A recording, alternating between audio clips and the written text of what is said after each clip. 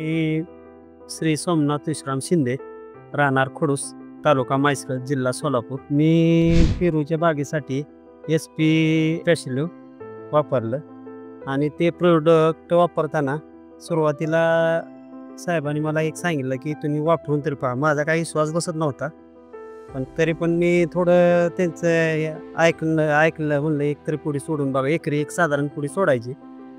मी साधारण एक 10 दिवस झाले आत्ता सोडून.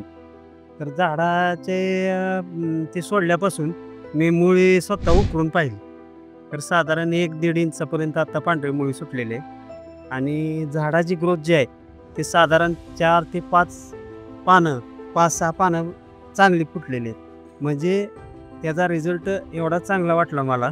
त्यातून मला झाडांची ग्रोथ चांगली वाटली आणि सर्व शेतकऱ्यांनी मला तर वाटतं हे वापरणं गरजेचं आहे. पेरूसाठी मुळीवरच काम करणं महत्त्वाचं आहे आणि शेतकऱ्यांनी साधारणपणे वापरणं हे चांगलंच आहे.